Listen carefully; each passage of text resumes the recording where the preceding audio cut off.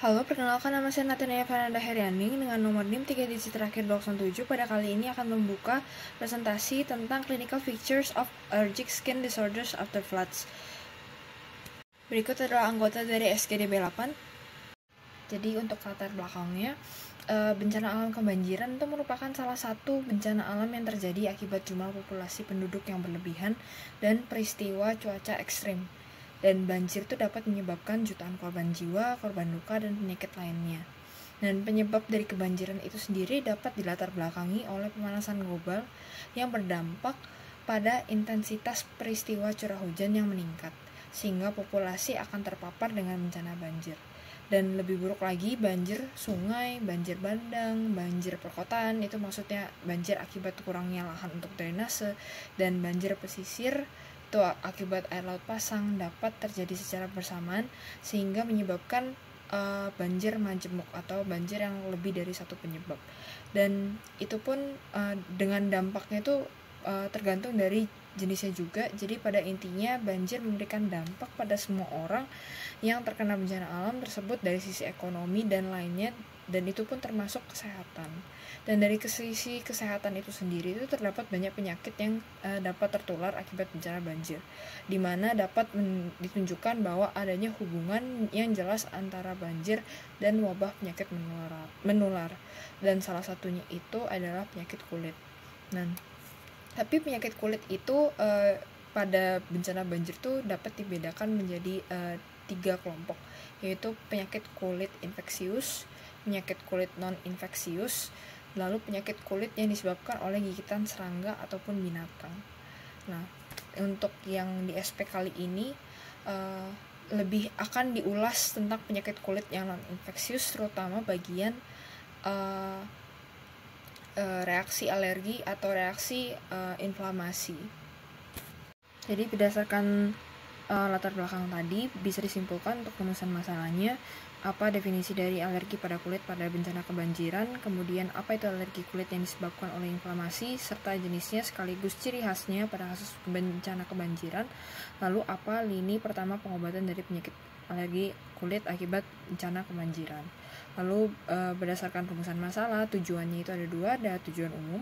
Itu tujuan umumnya adalah untuk mengetahui secara lebih dalam dan lengkap mengenai ciri-ciri khas dari penyakit kulit yang disebabkan oleh reaksi alergi yang disebabkan oleh bencana alam banjir, serta mempelajari bagaimana cara untuk menangani penyakit kulit tersebut. Terus yang untuk tujuan khususnya adalah untuk mengetahui definisi dari alergi kulit pada bencana kebanjiran, terus kemudian mengetahui arti dari alergi kulit yang disebabkan oleh inflamasi serta jenisnya sekaligus ciri khasnya pada kasus bencana kebanjiran. Kemudian yang terakhir adalah mengetahui lini pertama pengobatan dari penyakit kulit akibat bencana kebanjiran. Untuk manfaat dari penulisan, manfaat teoritisnya adalah untuk menyalurkan informasi mengenai adanya penyakit alergi kulit akibat bencana alam kebanjiran, dan informasi ini dapat menjadi sumber pembelajaran ataupun referensi bagi pembaca, peneliti, dan pelajar mengenai penyakit alergi kulit. Lalu untuk manfaat praktisnya adalah untuk menambah kepustakaan institusi, yakni kepustakaan Fakultas Universitas Udayana mengenai ciri khas klinis penyakit alergi kulit yang disebabkan oleh bencana alam banjir. Perkenalkan, saya Vivian Kusmawardani dengan 3 digit NIM terakhir 102. Skin alergi merupakan reaksi imun abnormal yang terjadi pada kulit. Mekanismenya melibatkan disfungsi barrier epidermis, ketidakseimbangan mikrobiota kulit, dan aktivitas respon imun tipe TH2. Kerusakan barrier kulit akibat gangguan keratinosit, lipid, dan tight junction ini meningkatkan permeabilitas kulit sehingga alergen lebih mudah masuk. Ketidakseimbangan mikrobiota, terutama dominasi Staphylococcus aureus, juga memperparah peradangan dan merusak kulit. Respon imun tipe TH2 yang berlebihan juga memperburuk gangguan barrier dan meningkatkan sensitivitas terhadap alergen. Faktor lingkungan seperti banjir juga dapat memperburuk kondisi karena air banjir ini mengandung kontaminan yang dapat menyebabkan iritasi. Sementara, kelembapan tinggi pasca banjir juga mendorong pertumbuhan jamur dan tungau sebagai alergen tambahan. Dengan demikian, alergi kulit itu merupakan hasil dari interaksi kompleks antara faktor imun, barrier kulit, mikrobiota, dan lingkungan. Yang dapat saya sampaikan, selanjutnya akan dilanjutkan oleh rekan saya. Terima kasih.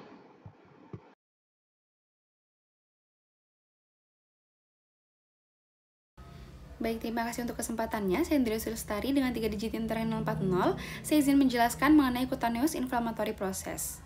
Sebagai permukaan tubuh yang paling luar, kulit sangat rentan terhadap faktor iklim, salah satunya apabila terjadi banjir. Paparan kulit yang berkepanjangan dengan air limbah dalam banjir menjadi salah satu sumber infeksi kulit.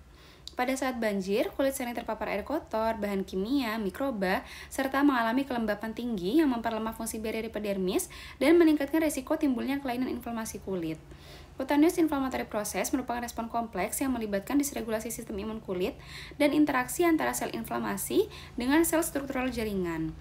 Inflamasi adalah proses yang memfasilitasi respon inang terhadap cedera jaringan dan penting dalam pembentukan kembali homeostasis kulit, penyembuhan luka, dan regenerasi jaringan.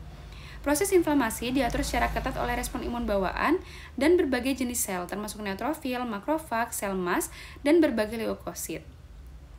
Hal ini akan memfasilitasi penyembuhan luka dan regenerasi jaringan dengan konsekuensi jaringan parut yang minimal. Sekian dari saya, selanjutnya akan dilanjutkan oleh rekan saya. Terima kasih. Baik, perkenalkan nama saya Niputa Chandra Herawati Pandey dengan 3 digit NIM akhir 012. Selanjutnya saya ingin menjelaskan mengenai eksim. Eksim atau juga dikenal sebagai dermatitis atopik merupakan kondisi kulit kronis yang umum, di mana kondisi ini menyebabkan infeksi berulang hingga kualitas hidup yang buruk jika tidak diobati. Eksim dikaitkan dengan gatal yang ruam akibat perilaku menggaruk atau menggosok. Adapun beberapa faktor penyebab eksim antara lain merupakan faktor genetik, lingkungan, dan juga kekebalan tubuh.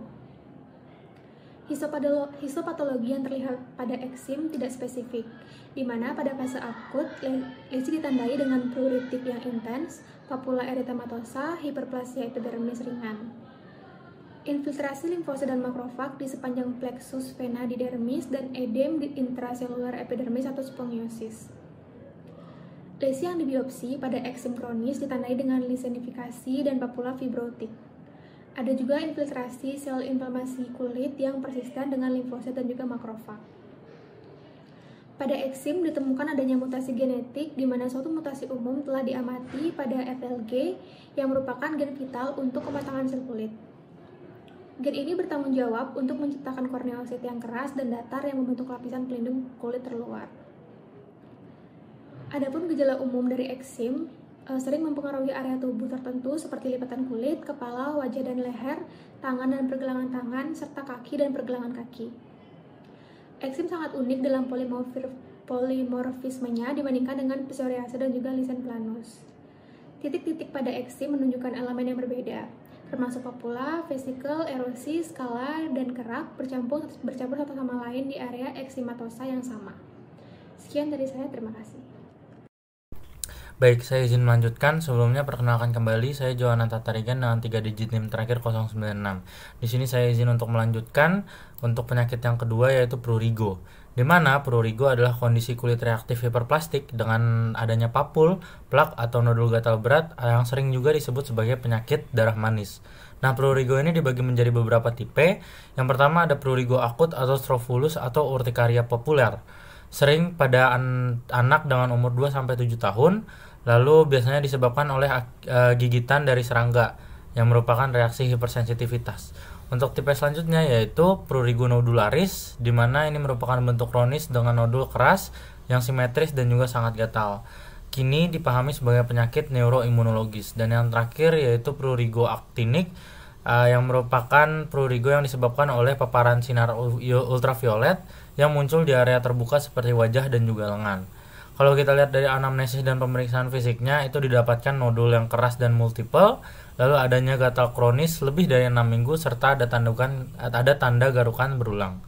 Nah, untuk pemeriksaan penunjangnya kita bisa lakukan yaitu tes darah, dan untuk gold standarnya yaitu biopsi kulit, dan juga bisa kita lakukan tes alergi bila diperlukan. Nah, untuk manajemennya kita bisa lakukan pendekatan holistik yang mencakup terapi imunologis, neurologis, dan psikoterapi untuk mengendalikan gatal dan perilaku garukan. Mungkin sekian dari saya, bisa dilanjutkan oleh teman saya. Terima kasih. Perkenalkan, nama saya Eli Meridoni dengan 3 digit NIM terakhir 235. Saat ini akan menjelaskan bagian daripada urtikaria kronis atau kronik urtikaria. Secara umum, urtikaria itu merupakan suatu kondisi di mana adanya rasa gatal, bentol-bentol, serta kemerahan pada permukaan kulit yang mungkin disebabkan oleh adanya angioedema. Kondisi ini di masyarakat umum itu dikenal sebagai biduran. Sementara itu, urtikaria kronis merupakan urtikaria yang berlangsung selama 6 minggu atau juga bisa lebih. Nah, urtikaria kronis itu sendiri juga dibagi dalam 2 klasifikasi lagi, yaitu urtikaria kronis spontan dan juga urtikaria kronis terinduksi. Apa perbedaannya? Kalau urtikaria kronis spontan itu tidak disebabkan oleh adanya pemicu apapun. Kalau terinduksi, urtikarianya memiliki pemicu misalnya secara fisik, kontak, dan lain sebagainya. Namun, untuk penyebab dari urtikaria kronis ini itu belum dapat dipastikan, tetapi menurut beberapa peneliti, urtikaria kronis itu terjadi akibat adanya gangguan pada sel radang seperti mast dan basofil yang memicu pelepasan mediator inflamasi seperti mediator protease, histamin, dan sitokin yang menghasilkan rasa gatal, bentol-bentol, dan juga kemerahan pada permukaan kulit. Sekian dari saya, terima kasih. Baik, sebelumnya terima kasih atas kesempatannya. Perkenalkan, saya Nikari Indah Revalina dengan 3 digit NIM terakhir 090. Izin untuk melanjutkan. Di mana di sini saya akan menjelaskan mengenai lichenitis. Jadi lichenitis itu merupakan kelainan kulit inflamasi yang jarang dan juga umumnya jinak. Ditandai dengan papula kecil berukuran 1-2 mm, halus, mengkilap, dan juga berwarna menyerupai kulit. Biasanya lesi muncul multiple dan juga simetris pada batang tubuh, lengan bagian dalam, dada, perut, ataupun genitalia. Kadang juga melibatkan tangan, kaki, kuku, dan juga mukosa. Sebagian besar kasus tidak bergejala atau asimptomatik, namun beberapa kasus itu dapat timbul gatal ringan dan juga perubahan warna kulit pasca lesi. Secara histopatologis, tampak infiltrasi limfosit dan juga histiosit di dermis superficial dengan pola khas yaitu ball in claw. Penyebabnya belum pasti, namun diduga berkaitan dengan reaksi imun sel T terhadap antigen kulit yang dipicu oleh faktor genetik, lingkungan, ataupun stres kulit. Sebagian besar kasus bisa sembuh dengan spontan, namun bila ada gejala yang mengganggu, bisa diberikan terapi seperti kortikosteroid topikal ataupun fototerapi NB-UVB digunakan untuk menekan inflamasi dan juga mempercepat perbaikan dari lesi. Mungkin sekian presentasi dari saya. Terima kasih. Baik, saya izin untuk melanjutkan. Sebelumnya perkenalkan, saya Sini Sintiani dengan 3 digit NIM terakhir 094. Jadi saya akan membahas mengenai dari penyakit seborrheic dermatitis. Seborrheic dermatitis ini merupakan dermatosis inflamasi kronis yang menyebabkan eritema dan juga squamosa berminyak kekuningan pada area spasial. Epidemiologinya itu prevalensinya 1-3% populasi pada bayi pada usia 0-3 bulan dan pada dewasa pada usia 30-60 tahun, dan laki-laki itu lebih banyak daripada perempuan, terus meningkat pada pasien dengan HIV dan juga Parkinson. Untuk patogenesisnya itu malassezia menyebabkan lipase dan asam lemak bebas hingga menyebabkan inflamasi. Terus disfungsi barier kulit dan penurunan ceramide dan juga peningkatan TEWL, terus respon imun yang abnormal yaitu peningkatan interleukin 1, 6, 8, dan juga TNF-alpha dan produksi sebum yang berlebih. Untuk manifestasi klinisnya itu terdapat lesi seperti plak eritema dan juga squamosa berminyak kekuningan. Untuk lokasinya itu ada di kulit kepala, wajah, alis, lipatan nasolabial, telinga, dan juga presternal. Untuk gejalanya itu meliputi seperti pruritus, rasa terbakar. Kalau pada bayi itu terdapat cradle cap yaitu resolusi spontan. Untuk diagnosisnya itu secara klinis yaitu anamnesis dan juga pemeriksaan fisik. Untuk dermaskopi itu didapatkan adanya squamosa kekuningan folikuler dan juga dilakukan biopsi, tapi ini jarang dilakukan. Untuk diagnosis bandingnya itu ada beberapa. Yang pertama ada psoriasis, itu terdapat squama putih tebal atau fenomena ospit. Terus ada dermatitis atopik, terdapat lichenifikasi dan juga flexural. Terus dermatitis kontak itu sesuai dengan paparan. Terus tinea kulturnya positif dan juga wet slump, dan juga lupus discoid, terdapat atrofi sentral. Mungkin sekian dari saya. Terima kasih. Baik, sebelum perkenalkan, saya Madhawi Kusmanegara dengan 3 digit NIM terakhir 164. Di sini saya akan menjelaskan tentang psoriasis. Di sini merupakan penyakit kulit inflamasi kronis dimediasi oleh imun genetik dan ditandai dengan proliferasi dari keratinosit. Dan di sini terdapat lesi khasnya yaitu plak eritemanosa dan bersisik keperakan dengan batas yang tegas, dan juga predilesis itu biasanya di siku, lutut, kulit, dan juga kepala. Di sini ada tanda klinis pentingnya yaitu Auspitz sign dan Koebner phenomenon. Di sini variasi bentuknya bisa dari plak, butet, pustular, inverse, dan erythrodermic. Dan juga ini dapat mengenai kuku ataupun sendi, dan terdapat apabila terdapat komorbiditas sistemik itu seperti obesitas, sindrom metabolik, dan juga diabetes, itu perlu penilaian yang lebih holistik. Sekian dari saya, terima kasih. Baik, izin melanjutkan. Sebelumnya perkenalkan, nama saya Made Ayu Krisna Isyana Murti dengan 3 digit NIM terakhir 068. Di sini saya akan menjelaskan mengenai penanganan lini pertama terhadap reaksi alergi kulit. Yang pertama yaitu eksema.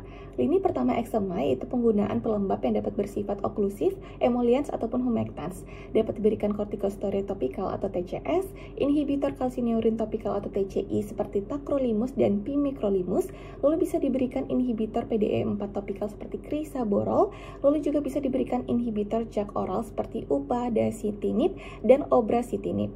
Lalu yang kedua yaitu prurigo nodularis. Untuk lini pertama yaitu pemberian topikal kortikosteroid seperti salep clobetasol dipropionat 0,05% dioleskan sekali pada malam hari selama minimal 2 hingga 4 minggu.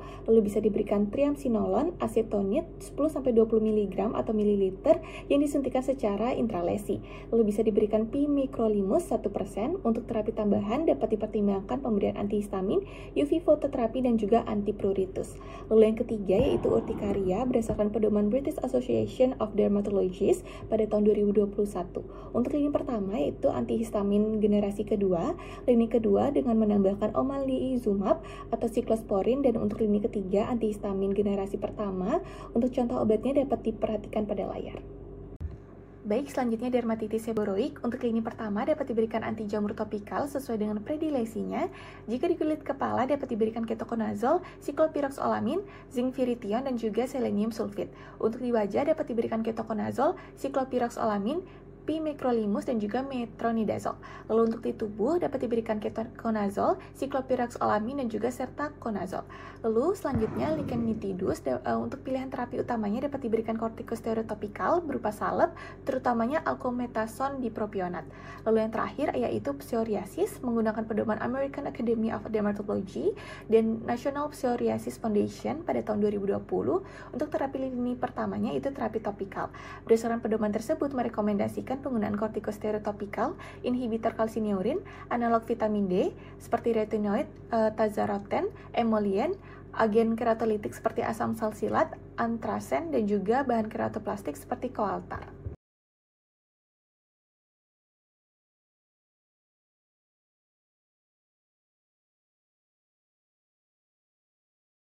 Melanjutkan, sebelum perkenalkan nama saya Sirmauli dengan NIM akhir 209. Izin menyampaikan terkait dengan kesimpulan di mana kulit itu berperan penting sebagai pelindung tubuh. Namun saat banjir terjadi, fungsi pertahanan itu bisa terganggu karena paparan air yang kotor dan juga zat kimia. Nah, hal ini menyebabkan berbagai reaksi alergi dan juga inflamasi seperti eksim, prurigo, urtikaria, serta psoriasis. Nah, untuk mengatasinya, langkah awal yang bisa dilakukan adalah dengan menjaga kelembapan kulit dengan emolien, bisa juga dengan menggunakan antihistamin untuk mengurangi gatal, dan kortikosteroid topikal bila terjadi peradangan. Selain dari itu, edukasi masyarakat pasca banjir itu juga sangat penting agar kebersihan kulit tetap terjaga dan resiko kekambuhan itu bisa diminimalkan. Baik, mungkin sekian dari saya lanjutkan ke rekan saya. Kemudian bagian saran, dianjurkan untuk meningkatkan upaya edukasi kepada masyarakat di daerah rawan banjir agar lebih menyadari pentingnya menjaga kebersihan dan kelembaban kulit sebagai langkah pencegahan gangguan alergi kulit pasca banjir. Selain itu, perlu peningkatan kapasitas pelayanan kesehatan dalam memberikan penanganan cepat dan efektif terhadap gangguan kulit tersebut untuk meminimalisir risiko komplikasi. Penelitian lanjutan juga diperlukan untuk mengembangkan metode pencegahan dan terapi yang lebih efektif serta menyesuaikan strategi penanggulangan dengan kondisi lokal dan karakteristik populasi terdampak, sehingga penanganan alergi kulit pasca banjir dapat berjalan lebih optimal dan berkelanjutan.